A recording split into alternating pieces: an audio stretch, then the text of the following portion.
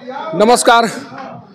कभी कभी कुछ इस तरह की तस्वीरें सामने आ जाती है जिस तस्वीरों को देखने के बाद ये कहना पड़ता है कि समाज में मौजूद रावण का अंत कब होगा। मैं जो अभी तस्वीर आपको दिखाने जा रहा हूँ उन तस्वीरों को देखिए और समझने का प्रयास कीजिए कि मान लीजिए इनके द्वारा गलती भी की गई हो, मान लीजिए इनके द्वारा कुछ ऐसा काम किया गया हो जो काम जिनके द्वारा इस तरह का कृत्य किया गया उन्हें नागवार लगा, इसके बाद भी उनके द्वारा इस तरह का कार्य किया गया है तो उन्हें रावण ही कहा जा सकता है। उन्हें इस तरह के शब्दों से का इस्तेमाल उनके लिए किया जा सकता है जिन शब्दों के माध्यम से ये बताया जा सके कि जिनके द्वारा ये काम किया गया है वो कहीं न कहीं राक्षसी प्रवृत्ति के लोग होंगे। देखिए एक महिला बैठी हुई है, जिस तरह से इन्हें मारा गया है, जिस तरीके से मारा गया है, इसके बाद से अब मारने वालों को क्या कहा जाए। क्यों ना कहा जाए कि उस व्यक्ति के घर में कोई महिला नहीं होगी या फिर महिलाओं के दर्द को वो समझ नहीं रहा होगा जिसके द्वारा ये काम किया गया है। ये नज़ारा देखिए, जिस तरह से ये चेहरे जो है पूरी तरह से फटे पड़े हुए हैं, पूरी तरह से चोटिल पड़े हुए हैं। चेहरा जिस तरह से विभत्स तरीके से दिखाई पड़ रहा है वो कहीं न कहीं उस दरिंदे के द्वारा किया गया है, जिस दरिंदे को न तो समाज में रहने का तरीका मालूम है और न ही उन्हें उसे मानवता की समझ। देखिए ये अभी सासाराम के ट्रॉमा सेंटर में इलाज कराने के लिए आए हुए हैं। ये तीन चेहरा आपको दिखाई पड़ रहा है और तीनों चेहरे पूरी तरह से लाल दिखाई पड़ रहे हैं, जख्म से पूरी तरह से आच्छादित दिखाई पड़ रहा है ये चेहरा। और चेहरा इसलिए दिखाई पड़ रहा है कि कुछ लोगों के द्वारा इन्हें बेरहमी से पीटा गया है, बेरहमी से मारा गया है। क्यों चोट लगी है आप लोगों को? अरे जब घर के सामने वो बड़ियारी उठा रहे थे ज़मीन में, उनका ज़मीन नहीं है, आम ज़मीन है और कुछ मेरा काश ज़मीन है, उसमें पहले से उठाए हैं और उस पर उठा रहे थे। हम उसी पर रोक लगाए, बस मरना चालू कर दिए। सीओ से साहब गए थे, 13 तारीख को सीओ बोले थे 19 तारीख को सरकारी ज़मीन बहाल हम करेंगे, उसके बाद वो उठाएंगे नहीं, आप लोग जाइए शांति से होली मनाइए। फिर भी आज उठा रहे थे, मैं बोला सीओ बोले हैं रोक लगाने का, अभी नहीं उठाइएगा, फिर भी वो मारपीट मेरे को बिना गलती के मरना चालू कर दिए वो लोग। कितने लोग घायल हैं? वो लोग 10-12 आदमी थे। घायल कितने हैं आप लोगों की तरफ से? कितने लोग घायल हैं? 4 आदमी घायल हैं। 4 आदमी घायल हैं। कौन गांव का घटना है? ग्राम तिलसा का घटना है। तो ये विवाद कितना दिन से चला रहा था? वो विवाद चल रहा था 8 महीने से पहले।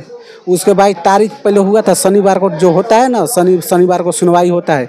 3 बार हम सुनवाई पर गए हैं लेकिन वो पार्टी गया नहीं है। वो पैसा दे के विवाद को ख़त्म कर दे रहा है। उसके पास प्रशासन भी एक बार गया था लेकिन कुछ हुआ नहीं, वो पैसा देकर मामला दफल कर दे रहा है बस। उसके बाद मेरा पैर टूट गया तो मैं पैर टूटने में गया तो इसी में बिजी हो गया। उसके बाद फिर अब वो उठा रहा था तो हम लोग रोक लगाए हैं। 8 बार से ये विवाद चला रहा है। जब आप लोग अंचलाधिकारी के पास जा रहे थे तो क्या बता रहे थे अंचलाधिकारी? वो बता रहे थे कि कुछ नहीं, उठाएगा नहीं, वो चलिए सही हो जाएगा, वो उठाएगा नहीं, हम कार्रवाई करेंगे और उसको अपना अथी से हम उसको ढहावा देंगे। तो कल जब आप वो घर बना रहे थे तो आप लोगों के द्वारा सीओ को बताया गया?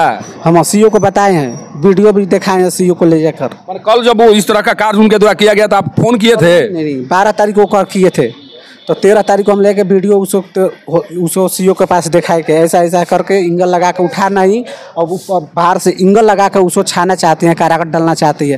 तो सीओ साहब बोले कि नहीं होगा, उसको उठेगा नहीं, आप लोग जाइए शांति से होली मनाइए रहिए। 19 तारीख से आप सरकारी ज़मीन बहाल कर दीजिए और उसके बाद वो रोक लगा, पहले अभी से रोक लगा दीजिए, वो उठाएगा नहीं। तो फिर आप लोग भी जाकर का हल्ला कर रहे थे, क्या कर रहे थे? क्यों मारना शुरू कर दिया गया? जैसे वो अभी जाकर मैं बोला कि वो उठेगा नहीं, आके उधर से कराकर ठोक रहा था।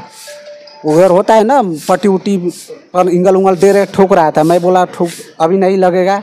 वो सीओ साहब बोलिए 19 तारीख के बाद कुछ हो ना हो जो करना। 8 माह से जो मामला चल रहा था उसका निष्पादन अभी तक क्यों नहीं हुआ? क्या लग रहा है प्रशासन के लोग सहयोग नहीं कर रहे थे आप लोगों का? नहीं, प्रशासन सहयोग नहीं कर रहे हैं। वो पार्टी जा रहा है, पैसा दे रहा है, उसको सुनवाई दफा दफा हो जा रहा है बस।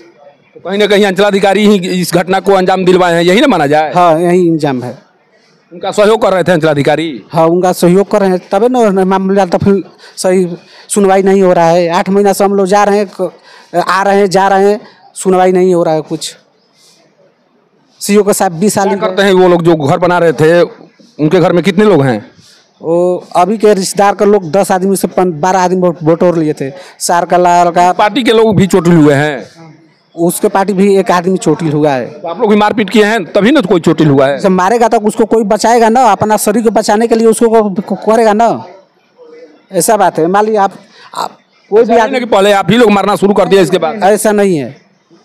वो मारना चालू और जैसे ठोक रहा था, हम उसको गए कि नहीं बनेगा नहीं, इस पर रोक लगाना पड़ेगा, लगा रहे हैं हम, अब ये उठाने नहीं देंगे, बस उतने पे वो पार्टी मारना चालू कर दिया। तो उसके बाद में हम लोग को भी जान बचाने के लिए कुछ तो करना पड़ता है ना, जान बचाने के लिए। घायल होने के बाद कहाँ गए आप लोग? अस्पताल में सीधे यहाँ आए हैं कि गए थे? नासिरगंज अस्पताल में गए थे, वहाँ हुआ ठीक से हुआ? वहाँ पर सही से भी मलहम पट्टी किया, उसके बाद यहाँ पर सीधे रेफर कर दिया जाइए। वहाँ पर रेफर नहीं लिखा है, वो रेफर भी नहीं किए लोग, रेफर नहीं लिखा है, ऐसे ही कार्य बोलता है जाओ वहाँ पर इलाज कराओ।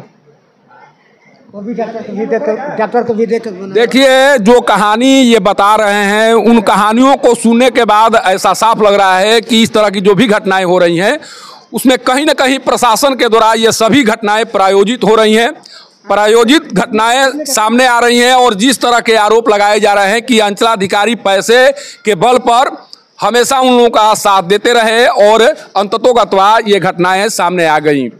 जब बिहार में किसी अंचलाधिकारी पर इस तरह के आरोप लगाए जाने लगे तो तय मानिए कि प्रशासन के द्वारा उन लोगों का सहयोग किया जा रहा है जिनके पास पद है, पावर है, पैसा है, और इसीलिए गरीबों को इस तरह से सताया जा रहा है, इस तरह से मारा जा रहा है और इस तरह का हश्र इन लोगों के साथ किया जा रहा है।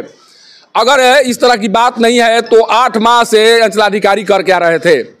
अगर उनके पास 8 माह पहले ये मामला गया था तो फिर 8 माह से किस दिन का इंतजार अंचलाधिकारी कर रहे थे? ये क्यों न कहा जाए कि अंचलाधिकारी जानबूझकर इस घटना को टालते रहे और अंततोगत्वा जो वो चाह रहे थे कल हो ही गया। और 3 लोग जिस स्थिति में दिखाई पड़ रहे हैं उस स्थिति को देखने के बाद ऐसा साफ लग रहा है कि अगर इस तरह की घटना को अंजाम देने वाले लोगों के विरुद्ध कार्रवाई नहीं हुई तो यह पक्के तौर पर मानिए कि जो हश्र होगा, जिस जंगल राज की बात लालू यादव के पीरियड में कहा जाता था या कहने की बात कही जाती थी, समझने का प्रयास किया जाता था कि आखिर जंगल राज में क्या होता था, क्या जंगल राज में इसे भी विभत्स घटना सामने आती होगी, ये सोचने और समझने वाली बात है।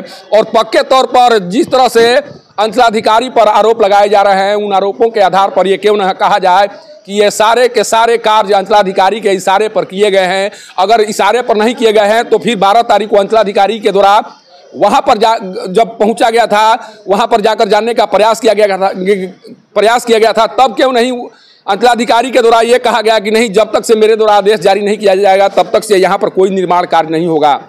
अगर वहाँ पर निर्माण कार्य शुरू हुआ तो किसके इशारे पर हुआ, किसके द्वारा परमिशन दिया गया, जिस परमिशन के बाद वहाँ पर निर्माण कार्य प्रारंभ हुआ और यह घटना सामने आई?